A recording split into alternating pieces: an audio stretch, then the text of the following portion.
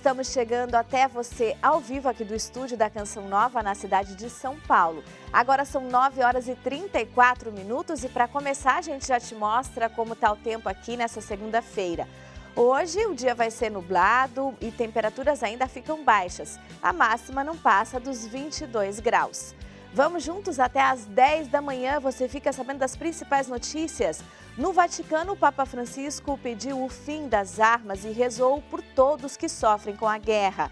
E ainda aos 400 anos do Santo da Mansidão, que inspirou a fundação da família salesiana, a qual a Canção Nova faz parte. Veja também a expectativa para a beatificação da brasileira de 13 anos, a primeira beata do Ceará. Vamos para um breve intervalo, dando uma olhadinha no céu de Fortaleza. Por lá, o dia vai ser de sol com muitas nuvens e chuva a qualquer hora. Os termômetros registram entre 24 e 29 graus.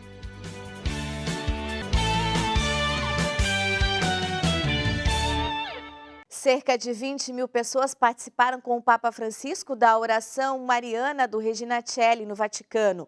No encontro, o Santo Padre fez um forte apelo contra o uso de armas. Afirmou que o pensamento dele continua voltado para os povos que sofrem as consequências da guerra. Direto de Roma, o Túlio Fonseca traz mais informações. Bom dia, Túlio. Bom dia, Adelita. Bom dia para todos. Ao meditar sobre o Evangelho do Bom Pastor, o Papa ressaltou que as ovelhas ouvem e a iniciativa vem sempre do Senhor. Mas a comunhão só nasce quando existe abertura, vontade, docilidade e tempo dedicado ao diálogo. O pontífice alertou dizendo que o barulho é o mal do nosso tempo e que hoje estamos sobrecarregados com palavras pela pressa de sempre ter que dizer algo e assim temos medo do silêncio. E continuou, como é difícil ouvir um ao outro, na família, na escola, no trabalho, até mesmo na igreja. Mas para o Senhor é necessário acima de tudo ouvir, pois quem escuta os outros também escuta o Senhor e vice-versa, principalmente quando rezamos a Ele, quando confiamos nele, quando invocamos. No final da oração mariana, Francisco recordou seu pedido para que o rosário neste mês seja rezado pela paz na Ucrânia e fez a seguinte súplica: à Santíssima Virgem eu apresento em particular o sofrimento e as lágrimas do povo ucraniano. Diante da loucura da guerra, continuemos rezando o terço pela paz todos os dias. O Papa ainda pediu orações pelos líderes das nações para que eles não percam o senso do propósito das pessoas que querem a paz e saibam que as armas nunca serão a solução. Por fim, Adelita, o Santo Padre, disse também pensar nas vítimas da explosão de um hotel em Havana, Cuba, e ao recordar o Dia Mundial de Oração pelas Vocações, o Santo Padre expressou sua proximidade espiritual com os novos sacerdotes ordenados na Diocese de Roma. E, claro, felicitou as mães e pediu orações principalmente para aquelas que já partiram deste mundo. E hoje o Papa Francisco já teve atividade. Durante toda a manhã, ele se reuniu com os responsáveis dos dicastérios. De Roma, Túlio Fonseca, para o Canção Nova Notícias, edição da manhã. Muito obrigada, Túlio. Uma boa semana aí para você. O Brasil vai ganhar uma nova beata, a primeira do Ceará. A beatificação da menina Benigna será no dia 24 de outubro. Quem traz mais informações para a gente é a Gabriele Dutra. Bom dia, Adelita, é isso mesmo. A data foi anunciada na última segunda-feira pelo Vaticano. Menina Benigna, como é conhecida, será a primeira beata nascida no Ceará e a quarta mártir do Brasil. A menina, que morreu aos 13 anos, é descrita como uma pessoa muito religiosa e passou a ser venerada em Santana do Cariri, na sua cidade natal, onde é considerada a heroína da castidade. Ela foi assassinada aos 13 anos após se recusar a ter relações sexuais com um jovem colega de escola. No local da morte da menina Benigna, foi construído um monumento e também um memorial com alguns objetos pessoais da jovem. Agora é necessária a confirmação de mais um milagre para que ela seja considerada santa. De Belo Horizonte, Gabriele Dutra, para o Canção Nova Notícias, edição da manhã. Obrigada, Gabriele. E este ano marca os 400 anos da morte de São Francisco de Sales. Ele foi bispo de Genebra e declarado santo e doutor da Igreja Católica santo e doutor da Igreja pela Igreja Católica. Hoje vamos conhecer mais sobre São Francisco de Sales, o santo da mansidão, que inspirou Dom Bosco, fundador da família salesiana. Para bem celebrarmos os 400 anos da morte de São Francisco de Sales, bispo e doutor da Igreja, nada melhor do que irmos às suas origens. Ele é de uma família profundamente cristã, católica, amigo dos pobres e um homem muito enérgico. Francisco, ao estudar no Colégio dos Jesuítas em Paris, passou por uma crise de fé muito grande e ela foi dissolvida e concluída diante da imagem de Nossa Senhora, quando ele diz para Jesus: Senhor, creio que o Senhor tem alguma coisa de especial para mim. Quero amar-te profundamente durante toda a minha vida. E como bispo, dava catecismo para as crianças, atendia a todos e dizia para os seus padres: é com a caridade que nós vamos vencer toda e qualquer dificuldade aqui na diocese. E ainda mais, ele vai ser o grande propagador da doutrina da mansidão e da bondade. E tem na igreja 22 congregações que seguem sua espiritualidade. A primeira são as Irmãs Visitantinas, em 1610. E Dom Bosco está no número 8º. E tem atrás dele toda a família salesiana, com 39 grupos espalhados pelo mundo todo, inclusive a Canção Nova. A seguir, mais da metade das famílias brasileiras estão com dívidas para pagar. A gente volta em 2 minutos para falar sobre esse assunto. Mas antes, veja como fica o tempo em Florianópolis. Segunda-feira de sol, com algumas nuvens e sem chuva. A máxima chega aos 25 graus.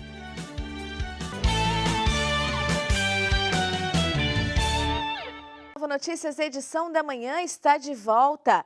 Mais de 70% das famílias do Brasil fecharam o mês de abril com algum tipo de dívida. A Aline Mécio conversou com um especialista para explicar melhor esse dado para a gente. Bom dia, Aline.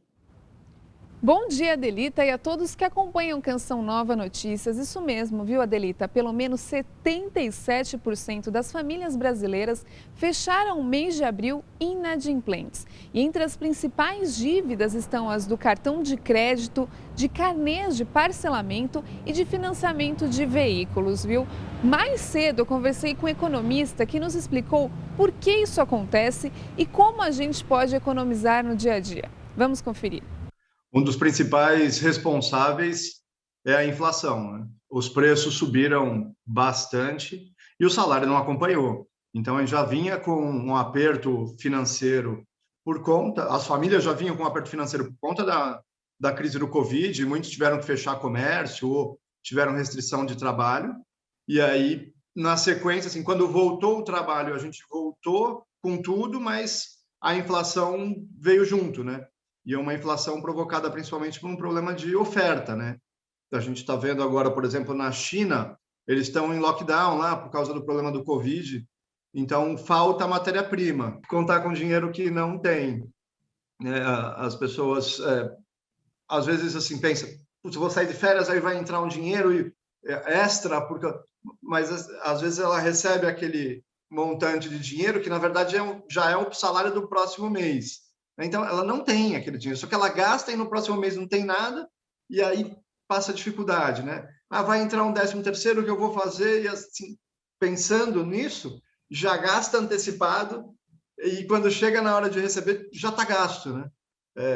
Ou pôr as contas no cartão de crédito, não, vou parcelar aqui, porque as coisas vão melhorar. E às vezes não melhora no ritmo que a gente gostaria. Às vezes no dia, fazer no caderno lá, recebi tanto, gastei tanto, e a conta tem que fechar, né? Eu não posso gastar R$1 a mais do que eu ganho, não, vai faltar. E se faltar, eu vou tomar do cartão de crédito, cheque especial, que os juros é absurdo de caro. E aí piora ainda mais a situação. Outra coisa, né? Se estiver usando o cartão de crédito, puxa, baixa o limite para o mínimo, parcela isso, não fica no rotativo do cartão do cheque especial também, porque os juros é absurdo, assim, é muito alto. Compromete uma parte considerável da renda sem função, assim, podia estar usando para outra coisa. Obrigada, muito importante essas dicas. Motoristas que não cometerem infrações de trânsito no período de 1 ano podem receber incentivos fiscais. A regra foi publicada hoje no Diário Oficial da União. O Francisco Coelho tem mais detalhes dessa medida. Bom dia, Francisco. Bom dia, Adelita, e a todos que acompanham o Canção Nova Notícias edição da manhã. O Registro Nacional Positivo de Condutores foi publicado hoje pelo Conselho Nacional de Trânsito, o CONTRAN. Pela regra, o motorista que não cometer infrações no período de 12 meses pode receber incentivos como descontos em PVA, pedágio, locação de veículos e seguros. O benefício foi estabelecido na lei que alterou as regras de trânsito aprovada no Congresso em 2020. Na época, também foi aprovada a extensão da validade da CNH para 10 anos. E agora, mudando de assunto, falar de agenda do Congresso Nacional, nesta semana devem ser votadas 6 medidas provisórias. Entre elas, uma que suspende incentivos tributários para a indústria química e petroquímica e outra que abre crédito de 6 bilhões de reais para o Ministério da Saúde. A digitalização da educação e a atualização na lei do impeachment também estão na pauta dos parlamentares. Eu volto com você nos estúdios em São Paulo e uma excelente semana para todos. Obrigada, Francisco. Agora vamos falar das notícias internacionais. A celebração do Dia da Vitória na Rússia e o discurso de Vladimir Putin são os destaques de hoje. Vladimir Putin, um líder cada vez mais isolado no cenário internacional. Esse é o destaque do francês Le Monde. Para as cerimônias de 9 de maio, o presidente russo dedicou a maior parte do seu discurso para justificar a ofensiva na Ucrânia, país cujo nome ele não mencionou nenhuma vez. Nesta segunda-feira, pela primeira vez em seu longo governo, Putin estava sozinho na galeria presidencial localizada na Praça Vermelha, cercado apenas por seus generais e veteranos para dar início às comemorações de 9 de maio, que marcam os 77 anos de aniversário da União Soviética na Segunda Guerra Mundial. O Ocidente estava se preparando para nos invadir. A guerra foi operação preventiva. A afirmação de Vladimir Putin é destaque do jornal italiano Avvenire. O presidente russo justificou a guerra, dizendo que o Ocidente estava se preparando para invadir seus territórios e chamou a guerra de operação preventiva, necessária e justa. Ele lembrou ainda que havia pedido aos países da OTAN garantias de segurança e que não foi ouvido. Dia da Vitória. Putin culpa o Ocidente por guerra na Ucrânia. Esse é o destaque do alemão Deutsche Welle. No chamado Dia da Vitória, que marca o triunfo da União Soviética sobre a Alemanha nazista ao fim da Segunda Guerra Mundial, o presidente russo Vladimir Putin descreveu a guerra contra a Ucrânia como uma resposta às políticas do Ocidente e evocou a memória do heroísmo soviético. Contrariando as previsões, o presidente não fez nenhum grande anúncio e não deu nenhum indicativo de quanto tempo a guerra ainda vai durar.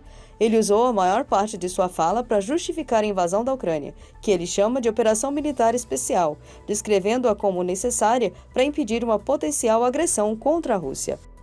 E a seguir, escritos de São Francisco de Assis viram música litúrgica na Terra Santa. Voltamos em 2 minutos, mas antes veja aí como fica o tempo em Belo Horizonte. A segunda-feira vai ser de sol entre nuvens e sem previsão de chuva. Os termômetros ficam entre 13 e 27 graus.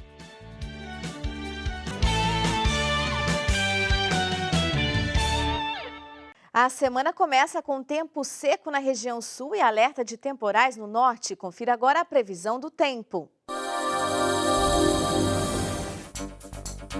Na região sul, a massa de ar seco segue atuando. A nebulosidade aumenta ao longo do dia no leste de Santa Catarina e do Paraná, mas não chove. Pode gear na Serra de Santa Catarina. As demais áreas seguem com tempo firme, seco e sensação de frio. No sudeste, as madrugadas e manhãs seguem frias, mas aos poucos as temperaturas ficam agradáveis. Não chove em São Paulo, centro-sul do Rio de Janeiro, interior do Espírito Santo e boa parte de Minas Gerais. Nas demais áreas, chuva isolada. No centro-oeste, o tempo fica instável. O sol aparece em Mato Grosso, Goiás e maior parte de Mato Grosso do Sul, mas a previsão é de pancadas de chuva com risco de trovoadas. No leste sul-mato-grossense, o sol predomina e o tempo fica firme. A chuva continua sendo destaque na região norte. Amazonas, Roraima, Rondônia e noroeste do Pará seguem em alerta para temporais. O tempo fica firme no Tocantins. As demais regiões seguem com sol e pancadas de chuva. No Nordeste, o interior da Bahia, do Maranhão e Piauí seguem com tempo firme. Ainda chove forte no litoral do Maranhão e também por toda a costa. As demais áreas continuam com calor e chuva passageira. Na Terra Santa, 2 franciscanos traduziram alguns textos de São Francisco de Assis para o idioma árabe. O conteúdo inspirou composições de músicas litúrgicas. Pela primeira vez, alguns textos de São Francisco tornaram-se hinos litúrgicos em árabe. Os gêmeos franciscanos Jorge e Johnny de Alouf, idealizadores do projeto, cantaram os hinos e fizeram o acompanhamento com violão e flauta. 9 hinos com melodias originais que foram lançados em um álbum chamado My Lord and My God.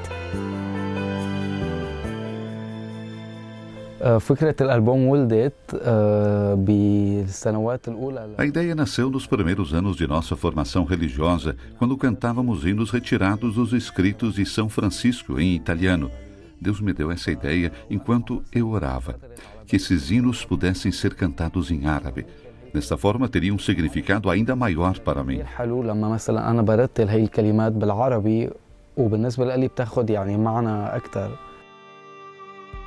Para transmitir adequadamente a espiritualidade desses hinos, os irmãos Galouf colaboraram com o compositor Luay Zahé e sua esposa, a cantora Rabab Zaitoun, que dirigem a produtora musical The Holy Land Sounds. O trabalho levou quase 2 anos para traduzir as letras, compor as melodias e preparar um vídeo.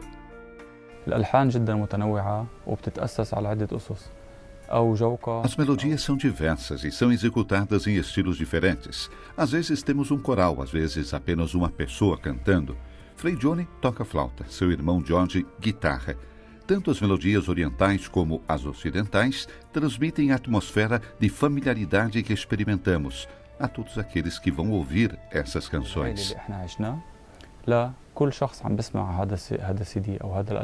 Agradeço a Deus pela oportunidade que nos deu de viver a espiritualidade de São Francisco e de conviver com ele através do trabalho de produção deste álbum.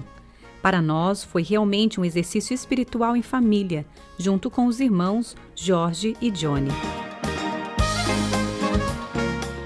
Os videoclipes foram coproduzidos pelo Centro Cristão Sírio Tawak, em Alepo, em colaboração com o Christian Media Center da Custódia da Terra Santa. A obra foi apoiada pelo Custódio da Terra Santa, Frei Francisco Paton, e graças à permissão de sua Beatitude, Per Batista Pizzaballa, Patriarca Latino de Jerusalém, agora é possível cantar esses hinos nas celebrações litúrgicas.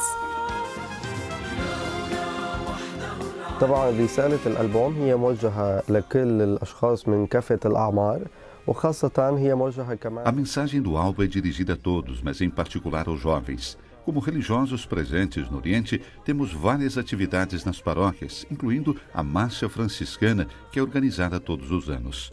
Os jovens, para aprofundar a espiritualidade de São Francisco, podem cantar esses hinos, que têm as mesmas palavras que São Francisco usou em suas orações.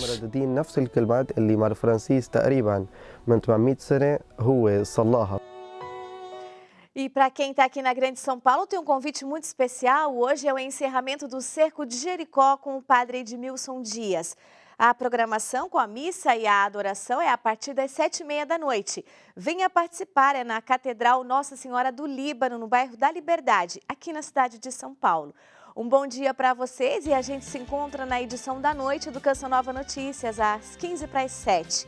Encerramos hoje o Canção Nova Notícias edição da manhã com imagens do Rio de Janeiro. Fique com Deus, até amanhã.